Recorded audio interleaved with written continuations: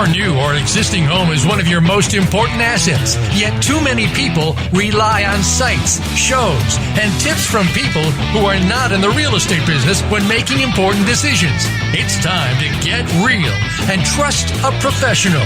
This is Real Estate Today with host Deb Tomaro. In this series, you'll learn about making smart decisions when it comes to buying a home, selling a home, or even staying in the home you're in. Now, here is your host, Realtor Deb Tomaro. Hello and welcome to Real Estate Today. I am your host, Deb Tomaro. Make sure you're following us on Facebook for all the latest and greatest links of things that we talk about during the show and other important stuff. There was a great one that I had on my personal Facebook page yesterday that I need to share on the business page from that listing in Texas. Karen, you saw that and it scared you. I was upset that there wasn't any. There weren't any people near the pool. Yeah, there was. Rachel, did you see that one? It was. There were like mannequin people hanging upside down from the ceiling. Just really, really bizarre things. So, anyways, follow me on Facebook for all kinds of good stuff like that. The voice you heard on the other side is Karen Rastel, who is the best damn lender in the state of Indiana. Hi, Karen. Hello. How are you doing today? I'm doing really well today. Are you really? Yes, I may have won. A major prize. A major prize. But I'll find out in the upcoming days. Yeah, so. Through my employer. Very nice. Yes. Maybe I'll post that action shot we took. That was a good, we were trying to take an action picture of her throwing her potential winnings in the air, which turned out to be gobstoppers. And I will tell you, when you toss gobstoppers 3 feet up in the air and then have them propel back down towards your head, they could be a little painful. Yes, so there may be some underneath Helpful your desk. hint. Yeah. Yes, I know. I kicked something. I stepped on something and my foot went rolling. I was like, why are there gobstoppers all over the floor? We're also joined, as usual, by Rachel, the best damn associate producer in the state of Indiana with the, I'm going to get it right this time, the face of an angel, the mouth of a sailor, so we don't let her on air. But she is here with us posting as we go along. So we're going to get to today's show. It's about a sailor and a fire. A sailor and a fire. Yeah.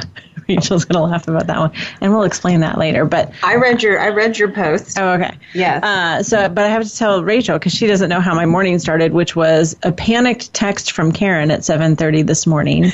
Chip and Joanna are going to be on the Today Show after 8 o'clock. No, I said I'm assuming after 8 o'clock. I'd missed the whole intro into the Today Show. Well, then somehow she sent me a picture, and it looked like it was going to be about 8:20. Yeah. So, of course, I set a little, like, it was 8:08 when you told me that. So I set a little alarm to go off on my phone. So I knew at like 8:18 to get up and go find a TV and to watch Chip and Joanna. Meanwhile, the dogs just start to be like, get up, I need to go outside, I need to do this, I need to do that. I'm running around. One of them will come downstairs. It's a whole big thing. Albert's acting weird. I don't know how to turn the TV on, which is an issue I have, and it takes like 20 minutes. So I literally stood in the living room with a dog under my arm and a cup in my hand trying to watch the interview. Have a fenced-in yard. You should have just said, go out there. I'll be back in 2 minutes. Oh, there's a reason you can't, but I don't want to say it on air. Oh, okay. Yeah, they do. Yeah. Okay. So anyways, Chip and Joanna had a big announcement to make. We were very pumped up. And how do we feel now? Slightly deflated. Wah, wah, so wah. If you haven't watched it, watch it. I don't know. Chip wrote some book or something. Basically, what Karen and I got out of this interview is that Chip needs a haircut. Yes, that's exactly what I think. I was like, I don't know. I haven't seen any recent fixer-uppers where his hair is that long. Yeah, and what's the book called? I don't even know. I Tell you what, Chip and Joanna, you call me and I'll plug your book on my show. How's that? There you go. And I won't even charge you. They need all the help. I know. Yeah, they need all the advertisement that they can. I swear every day on Facebook I see another Facebook friend who's posting a selfie of themselves in front of the Magnolia stores in Waco. We're going. Okay, so I wanted to talk. Do we have any other gossip to talk about? No, we should just go in the fall. Wouldn't it be nice? Is it nice down there in the fall like it is up here? Like probably nicer. Change? Okay. Well, I don't know about, nicer because it's hot down there. For sure. So we'll go in January? Okay. Book it. So let's talk real estate since that's why we are here. And so here's my story about the sailor and the fire. Do you ever use talk to text when you're on your phone? Sometimes I do. Okay, because I know you're of the Android persuasion, whereas I am of the iPhone persuasion, so I don't know if it kind of works the same. It does work the same. Okay, well, I often use talk to text because I'm impatient And because my brain goes at a really fast pace, like a chipmunk in a wheel chasing a carrot, something. Okay. I don't know. And so I can't type as fast as I can speak. Well, and you're driving, so there's that. Well, no, too. I'm not going to text and drive. But you can it's just talk quicker. to text and drive. I don't know. It's probably still legal, you think? I don't know. It's like hands-free in my car. It could be. So anyways, I talk to text, but I try to be really good about proofreading because I do like things to be proper, and I would never text using abbreviations and things like that. Like, I will never use the letter U. It's always YOU. I'm not that cool, you know? Okay. But anyways, I was sending Rachel, every week I send her a synopsis for the show. Like, here's what the show is going to be about, so she can kind of do some write-ups and things. And she's emailed me back. She goes, usually I can figure it out when you use talk to text, but I don't know what you're saying. And I read it and I started cracking up, and I emailed her back. I said, can't talk now, laughing, because it was about a sailor and a fire. You have any idea what that was? A seller and a buyer. Exactly. I think I remember a seller and a buyer, and it came out a sailor and a fire. I'm like, I kind of like that. Yeah. So that's what we're talking about today. When you are a sailor and a fire, or when you are a seller and a buyer. So we talk all the time about how we are in a seller's market. I want to talk a little bit about what that means and how do we know? How do you know we're in a seller's market? You know, do you just believe me? Yes, we do. Yeah, some of you do. But some of you want more information. So we're going to talk about what that means to be in a seller's market. And then we're going to talk about this whole transition thing. So that's what I've been doing a lot of with people is if you already own a home, how do you sell that home and then buy a home? It's great when you're in the seller's market to sell that home. Not so great when you're in when you are a buyer in the seller's market. And making that transition. And I know you've been talking to some of the same people I've been talking to because I send them to you because we're going to talk about how important it is that, you know, one of your first steps needs to be talking to a lender and what your different options are there. So that's what we're going to talk about today. So we're going to start with this idea of seller's market. Why are we in a seller's market, and what does that mean? So I sent it to Rachel and asked her to post it up on Facebook, and I said this is an oldie but a goodie because we went over this last year, and this article is actually from last year, but it really, to me, it explains one of the big reasons why we are in a seller's market. And basically, a seller's market just means we're short on homes, and so the sellers are in the driver's seat. That they can kind of command top prices and kind of set the terms because you've got lots of buyers competing for the same home. So this involves some math. So, I mean, if anybody needs to take a drink before we do that. I don't know. Who's good at math? Who's good at math? Rachel. Rachel's good at math. So this is from Lawrence Yun, who is the chief economist of National Association of Realtors. And I thought he just wrote this little blurb and it just makes a lot of sense. So from 2009 until today, remember this was written in 2016, new construction on single family homes, condos, and apartment units totaled 5.6 million. Okay, so in the past, say 6, 7, 8, 9, 10, I don't know, years. How many years is that? 7 years. The new housing, 5.6 million. That sounds like a lot, right? It does. It does. But that includes, say that again, that included... single family homes, condos, and apartments. Okay. So 5.6 million, this is in the country, new units, okay? Over the same time period, however, we got to take 1.7 million housing units out of that mix because 1.7 million housing units were deemed uninhabitable or obsolete, and they were demolished or removed from the housing stock. Which leaves us with how many? 3.9 million. Okay. I know. 3.9 million. I did that without a calculator. So we had a net addition of 3.9 million housing units since 2009. I think still sounds like a lot, right? Well, I think 500,000 were here in Bloomington, Indiana. Probably, yeah. So now the question is, 3.9 million new housing units. Now, how many new people? How much has our population grown in that same time period? I don't know. Let's ask the experts. What does it say? 17.3 million. Just in the United States? Just in the good old U.S. of A. 17.3 million. So clearly, given that the average household size is 2.5 people, and we would need a total of 6.9 million. Right? If you take 17.3 and divide that by 2.5 people per household. I'm going to believe you on that math. Yeah. Okay. That's 6.9 million new housing units are needed to accommodate the country's rising population. But we only had 3.9. So how much are we short, Karen? You can do it. No, I wasn't listening to that. I was just getting ready to say, so we're truly in a seller's market. Yeah. Sorry. So we needed, based on typical housing size, we need 6.9 million. We need 3. Yeah, Yeah. We're short 3 million. We're short 3. 3 million. That's a lot. Yes. Right. So that is one of the big reasons. It's just the housing boom, the housing building hasn't kept up with the population growth. So people need to stop having babies. Just kidding. Some people do. So that's part one. And then part two is this really interesting article. I'm not going to read the whole thing. It's from the New York Times. It just came out, but it's talking, and we talk all the time. We hear all the time about California, my home state where I was born, and that there's a severe housing crisis going on out there. And this article, I'm going to just read a little bit of it because there's some really good numbers and information. A full-fledged housing crisis has gripped California, where the lack of affordable homes and apartments for middle-class families is severe.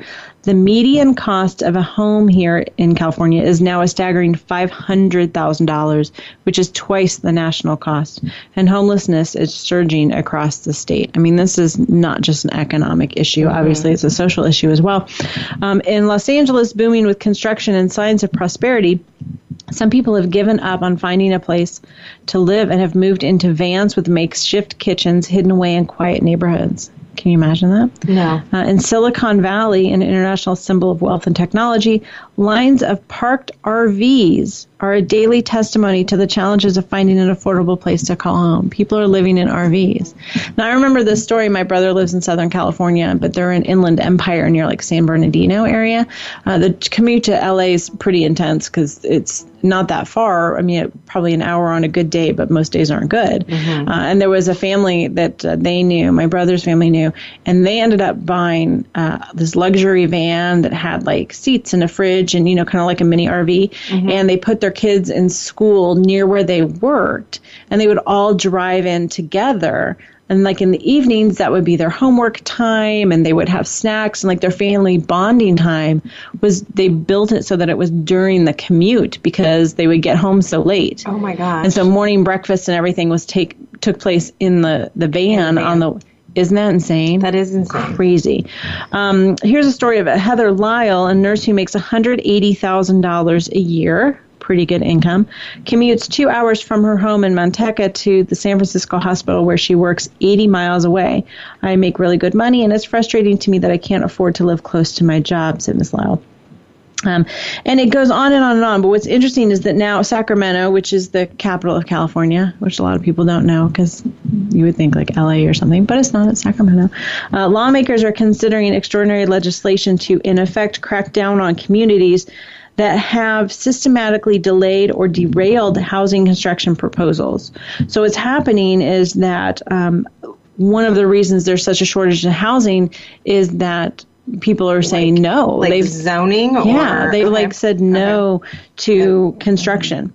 And they've, said, well, it's damaging the environment or this or that. And it's like you got to find a way to make it all work together. Housing prices in Los Angeles, San Francisco, San Jose, and San Diego have jumped as much as 75% over the past 5 years. And they're introducing a bill that's one of 130 housing measures to restrict one of the biggest development tools that communities wield, which is the ability to use zoning, environmental procedural laws to thwart projects that they deem are out of character for the neighborhood. So that's another reason that a lot of these communities, they've got great economic growth, but not housing to match, and that's created a crisis in a lot of areas too. So we're going to talk just a skosh more about how you know what kind of market you're in when we come back from break. So stick around. You're listening to Real Real Estate Today, your home for smart real estate.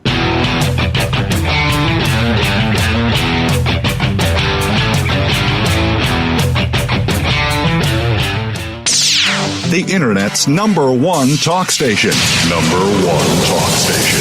VoiceAmerica.com. Are you interested in buying or selling a home? Not sure what the next step is? Deb can help. Go to realrealestatetoday.com and click on Start Here. You'll be asked a few simple questions, and Deb will personally contact you to help answer your real estate questions and connect you with a realtor in her personal nationwide network of realtors. So even if you aren't in Deb's service area, you're guaranteed to find a good match wherever you are. Visit realrealestatetoday.com. Are you finding your frequency?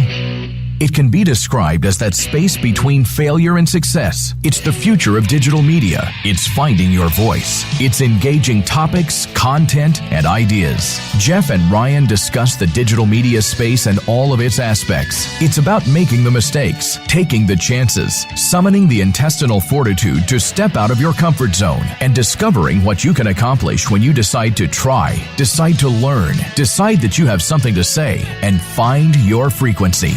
Live Fridays at 2 p.m. Pacific Time, 5 p.m. Eastern Time on the Voice America Variety Channel. You count. Tune into Inner Revolutionary Radio and join the spontaneous wave of people all over the planet who, like you, are changing our world from the inside out. Follow the movement. Meet guests who are shaking things up. Call in and gain insights and courage to empower your own voice. Large or small, your part counts. So join us. Co-hosted by Helen Hillocks, Todd Benton, and Chris Reeves. Inner Revolutionary Radio airs live every Thursday at 3 p.m. Pacific Time, 6 p.m. Eastern, on the Voice America Variety Channel. Streaming live. The leader in Internet talk radio. VoiceAmerica.com.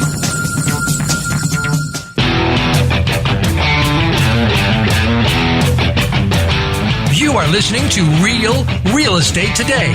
To reach Deb Tomaro or with questions and comments about the show, please send an email to Deb at realrealestatetoday.com. That's Deb at realrealestatetoday.com. Now, back to this week's program. All right. Welcome back. We are talking today about if you are a seller in a seller's market, but you also want to be a buyer. Now, if you're just a seller and you want to just sell and I don't know what you're going to do, go move wherever and don't really have any plans and don't have any timetables and don't mind being homeless, then, go for it. Enjoy. I had some clients this year. They're like, it's a seller's market. You know what? Yes, we should probably just sell the house. Yes, you did. They're not going to go anywhere for a couple of years. They still had a kid in college or in high school, but they said, we think we should take advantage of the market this year because in 2 years when we really might want to go. See, I love people like that. I'm not that kind of people. I know, way progressive. Yeah, we can't do that. What was interesting to me was that we did a show on this similar topic last July, almost a year ago. I think it was like July 7th-ish or something like that. But we were in a different market then. Mm-hmm. And so, my advice and my information is going to be a little bit different. So how do you know what kind of your market you're in? Because I'm talking from a Bloomington, Indiana perspective. I think we're pretty middle America, so we're probably pretty much on the average. So I wanted to give everybody some questions that they can ask their local real estate professionals so that they can help, understand what kind of market they're in. Because I think that's the first question that everybody should ask. And you shouldn't necessarily take, Facebook's word for what kind of market you're in or CNN.com's word for what kind of real estate market you're in. You really need to, talk to professionals. So there's two numbers that we use a lot to kind of compare. And one is the month supply of inventory. So what they do is they look at, for a certain area, whether it's county or you can even boil it down to a neighborhood if you wanted to, and say how many homes are on the market, and on average, how many homes have sold per month in that market over the past year. And then you divide those numbers, and anything under the number 6, which is 6 months supply, is typically a seller's market. Okay. Over 6 months supply means that you've got enough houses on the market to last you for at least 6 months. And you can do this per neighborhood? You can boil it down any way you want, yeah. Okay. I do it by elementary school sometimes. But the number is still the same? The test, the standard. Okay, that's what so I want. the 6 month. 6 month is a balanced market. Gotcha. Anything below 6, is going to be a seller's market, and that's a national thing. I mean, that rule seems to work pretty well. So, for example, last year I said we were talking differently about transitioning if you were a seller, because we were at about a 5.9 month supply, almost 6. We were pretty steady last year. Last year was fun in real estate. Buyers were happy, sellers were happy. It was competitive, but we were getting stuff done. This year, and this is for the month of May, and these are Indiana Association of Realtor statistics in Monroe County, which is the county I'm in, we were down to 4.8% supply, or 4.8 month supply of homes. So we were down about 19% over the previous year. And so we're definitely skewing more towards a seller's market that we don't have a ton of homes to choose from. As a comparison, I looked at Marion County, which is Indianapolis, big city, about 60 miles up the road or so. They are down to a 2.8 month supply of homes. Yikes. Wow. Right? Scares the heck out of me because the clients I talked to last night, their intention is to buy up in Indianapolis. Whoa, good luck to you, because it's going to be really, really hard to get in there. So that's a question that you need to ask your local real estate professional is, what's the month supply of inventory? If they can't answer that, then you might want to call someone who can answer that, because that's an important number. And more than anything, it's how does that compare to previous years? I think those trends are really helpful. And then the other number that I was looking at through the Indiana Association of Realtor database was the inventory of homes that were for sale. So in the month of May, and I know I'm going back to May, but we don't have final June numbers yet. So in May of 2016 in Monroe County, there were 870 homes available for sale. And in May of 2017, 734. So again, down about 16% of homes available to buy. And these are just the homes that actually get listed and put on a multiple listing service, right? Yeah. Okay. Now, what's interesting, too, to think about is that there's 16% fewer homes, but there might also be 2 or 3 or 5% more buyers. So that gap might even be larger. So those are some numbers that you need to ask about if you are thinking about going into this sort of transition from buyers or selling to buying, so that you can make good, smart decisions moving forward. So as I said, my theme over the past few weeks has been that transitioning. It's helping people sell and then buy and trying to make the timing fit as perfectly as possible. I wanted to share a couple of stories with what has been going on, just some examples to kind of just sort of show you what can happen. So here's one example of a couple. I'm going to call them Alice and Stan. That's not their real names. Protect their identity. But they had sold a house in a nearby city and were moving here. And so they had a pretty tight timeline because they had a closing date and they had a possession date that they had to give up, their current house. Okay. So they were going to be homeless. They didn't find something pretty quickly. We had about a week or so. So we looked at a bunch of houses. We found a great house, and we negotiated an offer on it. The timing was going to be perfect. I mean, close, but perfect. They were going to have about 3 days to move everything and get settled. And then they would have about a week or so before school started. So, all right, we can do that. Good. Great. Yes. Great. Okay, so then we move on, have the inspections. There was an issue with a vicious dog at the inspection where the seller said, my dog will bite you. Put the dog up. So we seriously, I had to call the listing agent. I'm like, you need to go take care of this. But anyways, so the inspections did not go well. Oh, no. Really not well.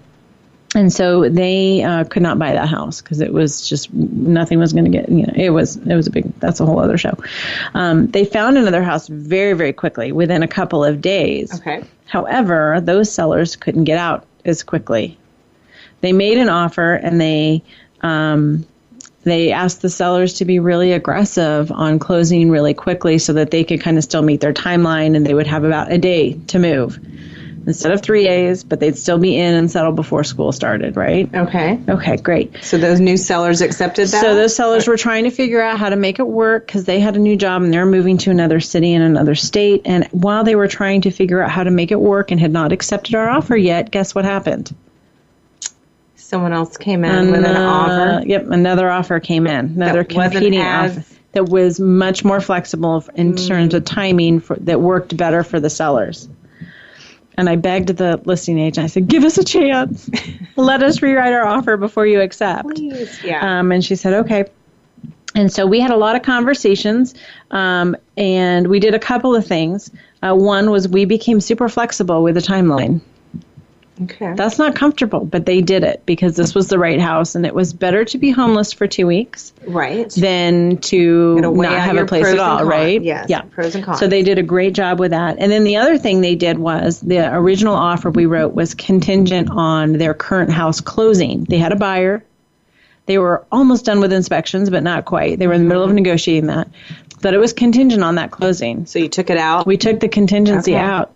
We had a lot of discussion about that. And we kind of said pros and cons. I said, I don't think you can compete at all. You know, a couple $1,000s isn't going to make a difference on a house that, you know, on a deal that has a contingency or doesn't. So they were financially able to do it without removing that contingency, and they felt like the risk was minimal. So they did those two things, and we got the house. Has this transaction closed yet? No. Okay, because I'm sitting here pins and needles. I'm waiting for like a happy. Well, happy I think we'll get there. You know, we still have to do inspections. This is all very, very new. But you know, I think the thing that I'm proud of them, and I think really helped them. They're great people. I've really enjoyed working with them. But they've got, you know, a pretty realistic view that it's not going to kill them. Right. Which is kind of our overriding theme today. Right. It's not going to kill you. Well, and so, it's good, too, that Alice and Stan can also qualify with 2 mortgages. Yeah. Because I think on the lender perspective. Yeah, and we'll talk about that a little bit. But, you know, they're going to have to stay in a hotel for a couple weeks while they get their kids started in school. But, you know, I was thinking back and I have a story. In 1975, I'm dating myself here. Oh, my gosh. 1975, we moved from Houston, Texas to Indianapolis, Indiana. I was 3. No, I wasn't even 3 yet. I was like 2.5. But we are, here's what I remember. Did you ride in the back of the pickup truck? No seatbelts? Oh, yeah. Coming up? Okay, I'm just making sure. Okay. Bicycle helmets? Whatever. Our house wasn't ready yet. I have clear memories of the hotel that we stayed in. Okay. It was called the Martin House. It was right next to St. Vincent Hospital up on the north side of Indianapolis. Okay. I remember playing in the exercise room because there's all this cool stuff. And I seem to remember riding a big wheel up and down a hotel hallway. But my point is this. I think you're getting confused with The Shining, but that's okay. No. I'm gonna follow this story and pretend that it's real. Keep going. No, it's totally true. You can ask my mother. I will ask your mother. I know you will ask my mother. But my point is this, like, you know, you can kind of take it as an opportunity to create a really cool memory. Absolutely. You know, I had some clients last year, they did the same thing, that they lived in an RV for a while. I love staying in a hotel. You get, like, free soaps, new shampoo every day. They make your bed for you? Yeah, they do. Yeah? Yeah, they do. So anyways, don't stress out about it. Just make sure you have a hotel with a pool. And the hallway's wide enough to ride a big wheel. Big wheel. I wouldn't recommend that. I'm afraid that was, in retrospect, that may have been pretty annoying. When we go to Waco in January. We'll ride big wheels up and down the hall? Yeah. Okay, that won't get us arrested at all. Yeah. So that was one story, you know, about just sort of understanding that you have to take a little pain, but that it's not going to kill you. So let's go ahead and go to break, and I'm way behind as usual. No shock there. We'll get as much done as we can. So stick around. You're listening to Real Real Estate Today, your home for smart real estate.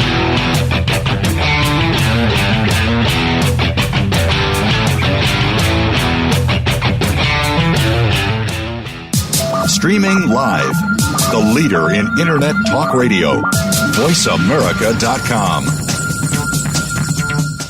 Are you interested in buying or selling a home? Not sure what the next step is? Deb can help. Go to realrealestatetoday.com and click on Start Here. You'll be asked a few simple questions, and Deb will personally contact you to help answer your real estate questions and connect you with a realtor in her personal nationwide network of realtors. So even if you aren't in Deb's service area, you're guaranteed to find a good match wherever you are. Visit realrealestatetoday.com. In the spirit of Have Couch Will Travel, Dr. Carol Lieberman creates a haven of sanity in an increasingly insane world. Each day we are bombarded with news of events that have never crossed our wildest nightmares. Society is spiraling out of control and everyone is reeling from it. But now there's an answer. The best way to keep sane in this insane world is to tune in to Dr. Carol's Couch on Voice America. Dr. Carol, a certified media psychiatrist, will broadcast live from her Beverly Hills office every Tuesday at 1 p.m. Pacific Time. Call or log in and get help with whatever is sending you reeling, whenever you need a soothing voice to calm and advise you. That's Dr. Carol's Couch every Tuesday at 1 p.m. Pacific Time here on America's Voice, voiceamerica.com. What if there was a radio show that could demonstrate how we can cut your taxes in half without diminishing needed government services? One that could explain how to create tens of millions of jobs at no cost to taxpayers, as well as fantastic yet easily affordable health care. Side effects include cutting crime rates nationwide, providing better education for our children, international peace and harmony, and protecting your private personal data from government intrusion. Tune in to Libertarians Working for You with Arvin Vora, Tuesdays at 8 p.m. Eastern Time, 5 p.m. Pacific Time on Voice America Variety. Tune in to The Patricia Raskin Show on voiceamerica.com every Monday at 2 p.m. Eastern Time and 11 a.m. Pacific Time. This is the program that helps you turn obstacles into opportunities, challenges into solutions, and find answers to tough questions with the award-winning powerhouse voice of radio, Patricia Raskin. So tune in and call in to The Patricia Raskin Show, Mondays at 2 p.m. Eastern Time and 11 a.m. Pacific Time, right here on the Voice America Variety Channel. The Internet's #1 talk station. #1 talk station. VoiceAmerica.com.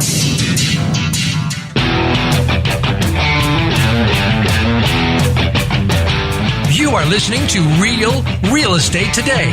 To reach Deb Tomaro or with questions and comments about the show, please send an email to Deb at realrealestatetoday.com. That's Deb at realrealestatetoday.com. Now, back to this week's program. All right, we are back and talking stories about sellers in a seller's market and a buyer's market, or a sailor and a fire. That's like a folk song. It's like a folk song from Halifax kind of thing, a sailor and a fire. We need to give that information to someone. They're going to come up with a nice little tune for you. Yeah. Okay. Yeah. So our challenge this week is to come up with, let's see, a limerick about a sailor and a fire. In iambic pentameter? No, like we're not doing iambic. Nor are we doing haiku, because that was confusing too. All right. Okay, so I'm telling stories right now, and I'm hoping that's helpful to people, because I think it's helpful to sort of see what people go through and sort of learn from that. Mm-hmm. And then we can talk a little bit, and it may actually be next week that we talk a little bit about why not make it a two-parter? It's a big deal. You can, because I won't be here next week. You totally should make this. Yeah. Oh, no, I didn't know that. Okay. Focus. So here is another story about a couple we're going to call Sean and Sarah. Okay. And they have a very typical situation where they've combined families and they need more space. He had bought a home. She had bought a home. And then about 2 weeks after they both bought their homes, I think, they met and fell in love, and then ended up, combining their families. And so they looked around, and they kept thinking they were going to make an offer that was contingent on the sale of the condo that they were living in. Okay. He had a house. He went ahead and rented that house out. Okay. And he was under a year lease, so there wasn't much he could do to get rid of that house. But they thought, well, in order for us to buy what we need to buy, to give us enough space, we need to sell this condo, because, Karen, maybe you can talk a little bit to us about that as a financing issue. When you have two properties, it depends on what type of loan you're doing. These other two couples are probably doing a conventional loan. Sometimes it would require additional cash reserves to have set aside so that they qualify to cover both full payments on each property. But again, it's a case by case, but you don't know that until you talk to your lender. There you go. So they have been working with a lender, and they found that they could qualify for maybe, $190,000 without selling the condo. But for them to really get the space that they needed and not outgrow it again in 2 years, they needed to probably be more in the 250 range. They couldn't find anything they liked because everything was selling so quickly. And so they looked into building, and they found a home and found a neighborhood that they really liked and thought, oh, this is great. We get a lot for our money. And the timeline was that the builder was about 9 months out. Okay. Well, they could deal with things for, 9 months or so. But here's where it starts to get this like really weird, vicious cycle. So hopefully everyone can understand it.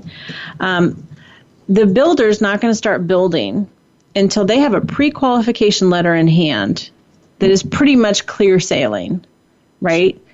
So they could get a pre-qualification letter, but only for about $190,000. But the house they wanted to build was about $250 for them to get the upgrades and be happy and be settled. So they couldn't get a clear pre-qualification letter for the $250 unless they sold the condo. They didn't want to sell the condo unless the builder started building the house and they knew they had a place to go.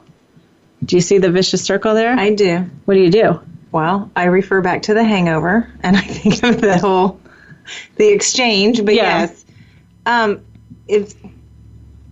if you've already talked to your lender and you know for sure, and that lender's done their due diligence to say, I think you're going to be fine. Yeah. Then that would be a leap of faith for me, and I would say, okay, let's sell this condo. Let's get this house of our dreams. It's going to meet our family needs. Let's get it started and get it built. But the condo is going to sell in a second because it's a seller's market. Well, I guess you hook up a van like your brother's friend did, and you figure something out. Yeah. So we went round and round and round about all their different options. We looked at a lot of different homes, looking at existing to see if we could make something work. They talked to family members to see if there was a way to, crash with a family member. Mm-hmm. And finally, they said, you know what? The only way this is going to work, and for us to achieve our end goal, again, why I'm impressed with them, to kept that eye on the prize, looking at the end goal was we have got to sell this condo and just rent a place for a year. In Bloomington, you can only get year-long leases. And we'll make it work, and we'll move twice, and we'll feel some pain. Right. It won't be comfortable. They're actually moving into a much larger place than they're living in now, so they're kind of excited about that. That made me think of our friend who had a piano to move. I mean, they don't have a piano to move, right? Right. So no, I don't think so. Yeah. So it's not that uncomfortable. Right. Right. Okay. But you have to, you have to make some sacrifices. I guess that was my point. So we put the condo on the market, got multiple offers right away. We're, halfway through that process of selling. Timing's worked out well for them. They're going to move into the rental in early September, and the builder's going to start building. And, they may have a couple months of overlap with their rent payment and their new mortgage in the spring, but they're willing to kind of wait that out and build that in to their strategy. Awesome. So I really, really proud of them on that. There's another story, and what I just said was it's all about strategy. You have to come up with a strategy, and I don't mean to overcomplicate it because it's really not that difficult if you go to the right people. So here's an example. I met this lady, we're going to call her Patricia. And she found a home for sale. It was around the corner from where she lived now, and she loved her neighborhood, but she wanted something that was a little smaller, was more manageable. And so she called me and she said, can you help me? I'd like to see this house. And great. So I show her the home, and she loves it. She's absolutely loved the house. And we talked about some of the options, and she said she wanted to sleep on it. And I said, that's fine. I called the listing agent. Do we have time to sleep on it? Yep, sleep on it. And the next morning she's like, all right, I'm ready to write an offer.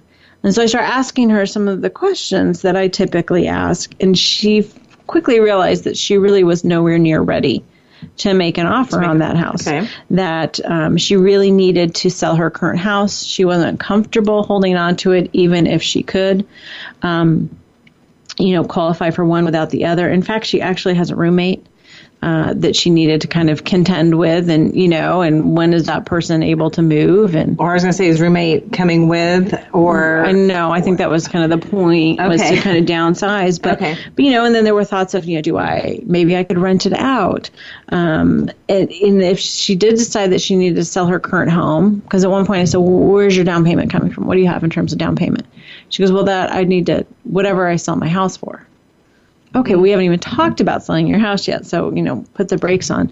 And she had a lot of things she needed to do or wanted to do to get her house ready to sell. So it wasn't ready to go on the market right away.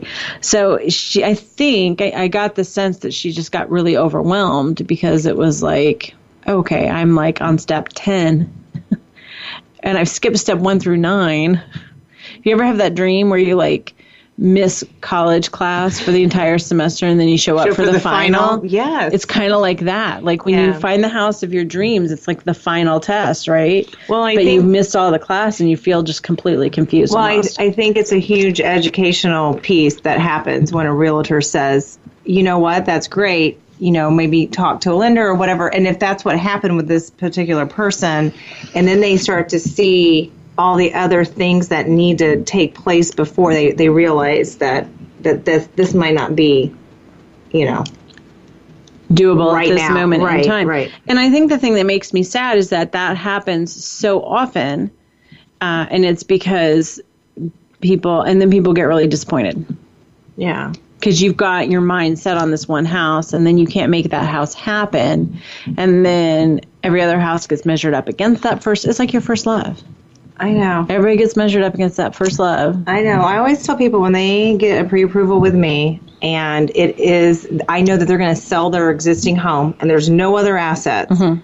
I tell them, this is all based off of you selling your home and netting X amount of dollars in order to for down payment and closing costs.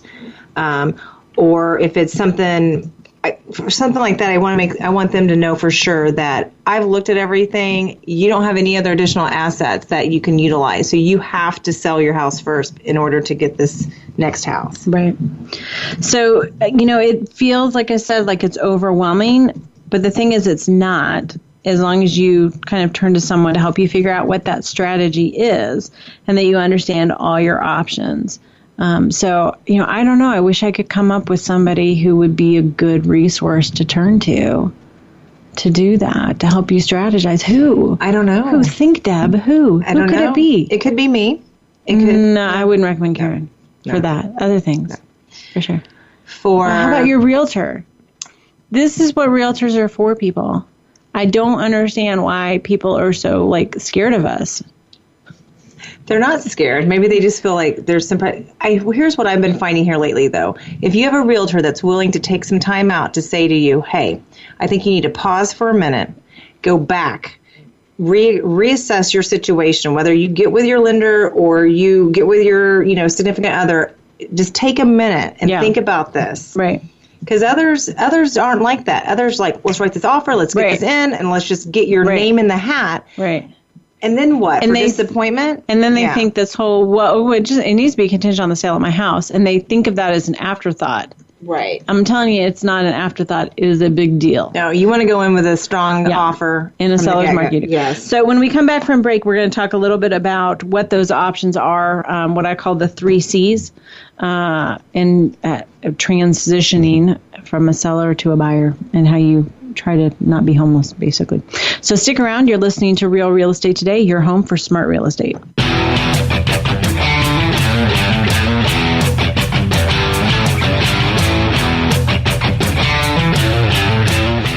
Stimulating talk. Gets those synapses in the brain firing really fast. All the time. The #1 internet talk station where your opinion counts. VoiceAmerica.com. Are you interested in buying or selling a home? Not sure what the next step is? Deb can help. Go to realrealestatetoday.com and click on Start Here. You'll be asked a few simple questions, and Deb will personally contact you to help answer your real estate questions and connect you with a realtor in her personal nationwide network of realtors.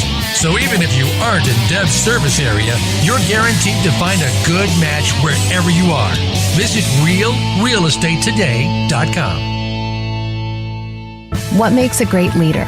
Most have a vision, one that starts beyond the resources available and continues from that point into developing a solid plan, organization, and company.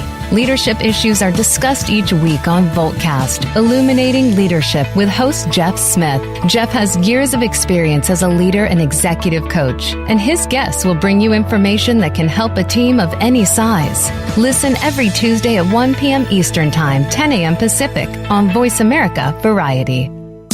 Streaming live. The leader in Internet talk radio. VoiceAmerica.com.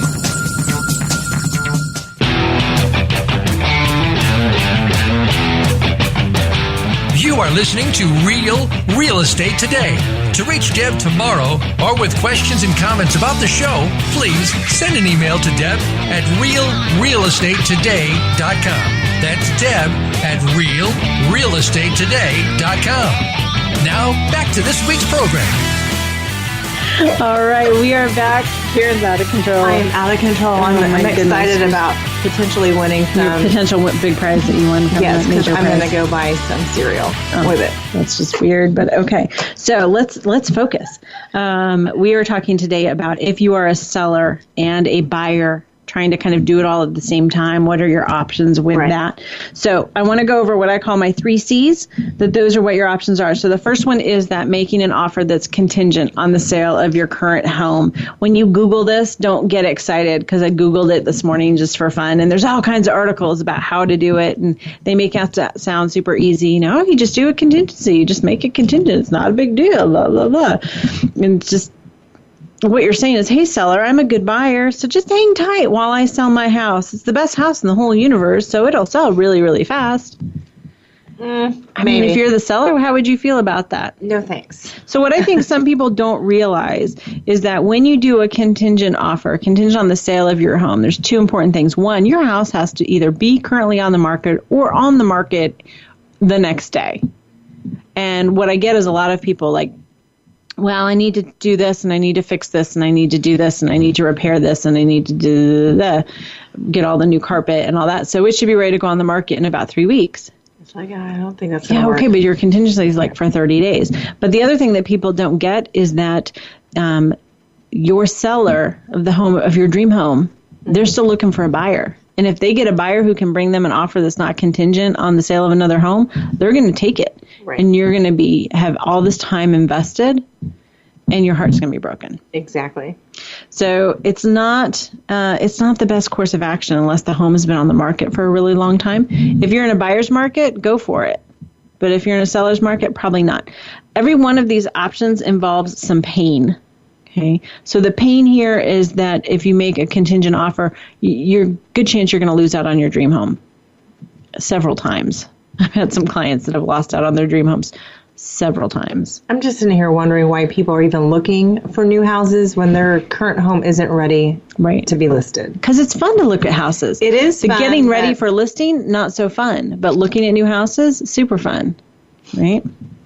All right, so that is option number 1, the contingent offer option. Option number 2 is what I call the confidence option, and that's it'll all work out. It won't kill me.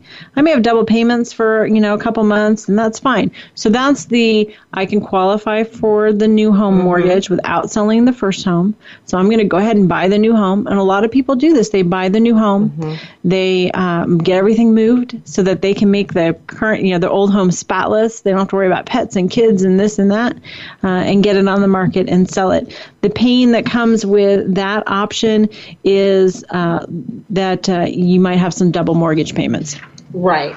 But I always counsel my clients, say, look, you're budgeting money for new carpet, you're budgeting money for a new kitchen countertop. Why don't you go ahead and throw in that budget a couple months of double mortgage payments as part of your transition strategy? That's fair. People seem to be really willing to spend money to do repairs and upgrades to the house they want to sell. But they're not willing to put aside money to make 2 payments if they have to. Right, exactly. The third option is what I call the couch option, which isn't that smart how they all start with C? I worked on that for a really long time. So couch option means you find a couch to go sleep on. So you sell your house first, and then you rent a place. You stay with an in-law. I get that a lot. You stay in an RV, you camp, whatever. The pain that's involved in that option is moving twice. And for some people, living with your in-laws, there's some pain there as well. Nothing as motivated as a buyer who's living with his in-laws. That's good enough. As I had some buyers that were looking at houses, and they were kind of under a time crunch, and their test was, we don't hate it. We needed to get both of them they both would go due. So every house we go in are like, How you feel? I don't hate it. All right, that's good. That's about all we're asking. Keep that one on the list. That's all we're asking for right now. So that is certainly an option as well. And I'm a fan of that option too. If you're trying to buy your dream home where you are going to be for a long time, man, having your back against the wall and feeling like you have 3 days to make a decision, that's not good. That doesn't work for anybody. No. So being able to get yourself into a situation where you can take your time to find the right place, I think is great. There is a fourth option, and I think in a seller's market, this can sometimes be really effective. And this is actually a little bit more for buyers. This is a great hint as a way to make your offer stand out from the other buyers if you're in a multiple offer situation. And this is what I call the reverse contingency. So this is where the seller, you put your house on the market as a seller, and then you ask for, once the offer is accepted, you get an offer on your house, and you negotiate in there and say, I want 21 days to find a new home. So all of our timelines, inspections and financing and everything, we're going to wait 21 days. You're going to be 21 days. If I find a home on day 2, great. I'm going to remove that contingency, and we're going to go on our merry way with inspections and all that stuff. It might take me a full 21 days. And then after 20 days, I might be like, crap, I need to go find a rental. Okay. Or the risk is that after 21 days, you may say, I can't find a place to go. So the pain that comes along with that is that you might lose your dream buyer. But I am seeing that more and more, that we say something like, sale is contingent on the seller finding suitable housing. I've seen that a couple of times. Yeah. I don't always. I would have never thought that it had something to do with this. Yep. And maybe it does, maybe it doesn't. But so think about this: if you're a buyer and you're in competition, and that was part of what we did with my example with Alice and Stan, that lost the first house and went in the second, and had a really close, tight time frame. Part of their offer going back was, you tell us when you want to close. You tell us how much time you need, and we'll figure out a way to make it work. So this is kind of the same thing. From a buyer's perspective, you can come in and be like, we'll give you up to 2 months to, find a place. As a seller, that'd be great. So you can ask for that. It's certainly something you can try and negotiate in. My point is that none of these options are very comfortable. They're certainly not very fun. I don't know. I mean, staying in a hotel could be fun for a while, like we talked about. Only with a big wheel. Only with a big wheel, for sure. There is a scary aspect to each one of these options. But I'm here to tell you, I think I told this story a couple weeks ago. I had a seller. We just closed yesterday. Yay. But we had an offer right away on their home, and it fell apart. And then we were able to get, within 24 hours, we got another offer.